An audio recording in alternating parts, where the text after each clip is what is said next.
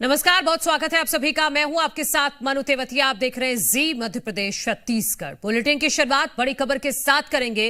रामनिवास रावत की शपथ पर आपत्ति। कांग्रेस ने निर्वाचन आयोग से शिकायत की है। अमरवाड़ा उपचुनाव के लिए दिलाई गई शपथ चुनाव प्रभावित करने के लिए 2 दिन पहले शपथ ग्रहण कराया गया। बीजेपी पर आचार संहिता का केस दर्ज करने की मांग की गई है। तो रामनिवास रावत की शपथ पर कांग्रेस पार्टी ने आपत्ति जताते हुए निर्वाचन आयोग से शिकायत की है। अमरवाड़ा उपचुनाव के लिए दिलाई गई शपथ, ये कांग्रेस की तरफ से कहा जा रहा है कि चुनाव को प्रभावित करने के लिए रामनिवास रावत को 2 दिन पहले ही शपथ दिला दी गई। बीजेपी पर आचार संहिता का केस दर्ज करने की मांग कांग्रेस पार्टी की तरफ से की गई है। ये वो लेटर भी है जो हम आपको दिखा रहे हैं, जिसमें जो निर्वाचन आयोग को लिखा गया है कांग्रेस पार्टी की तरफ से। दरअसल रामनिवास रावत जो श्योपुर से विधायक हैं, श्योपुर के विजयपुर से विधायक हैं, उन्होंने कल 31वें मंत्री के रूप में मोहन कैबिनेट में शपथ ली है। वो मंत्री बनाए गए हैं और इसी शपथ को लेकर आपत्ति जताई है कांग्रेस पार्टी ने।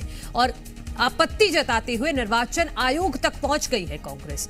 कांग्रेस का यह तर्क है कि क्योंकि अमरवाड़ा में उपचुनाव है, कल यानी 10 जुलाई को वोटिंग है, तो उस चुनाव को प्रभावित करने के लिए 2 दिन पहले ही रामनिवास रावत को शपथ दिला दी गई है।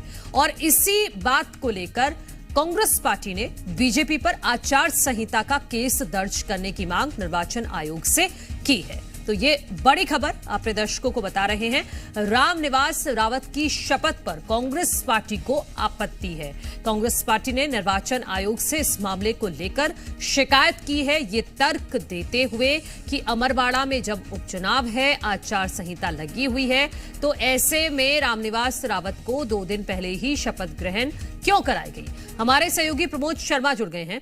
प्रमोद, नियम क्या कहता है वो भी बताइएगा, क्योंकि अमरवाड़ा में उपचुनाव है, ऐसे में हर जगह तो आचार संहिता लगती नहीं है, पहली बात।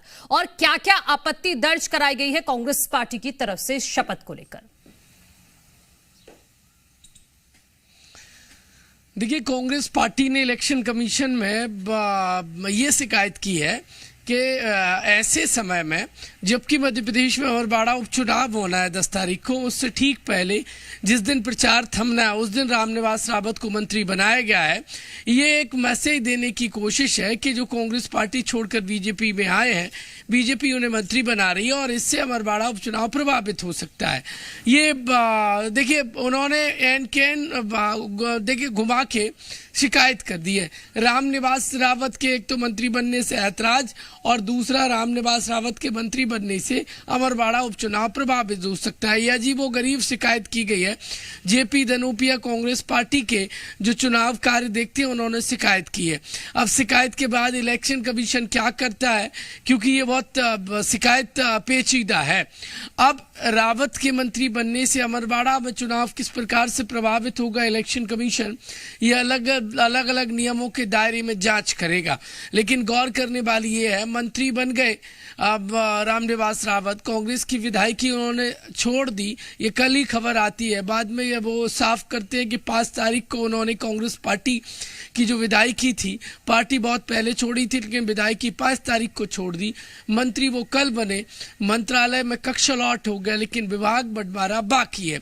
लेकिन सियासी घमासान तेज हो गया है क्योंकि इलेक्शन कमीशन कांग्रेस पार्टी पहुंच गई है और शिकायत की है कि मंत्री के रावत के मंत्री बनने से अमरवाड़ा में इलेक्शन प्रभावित हो सकता है।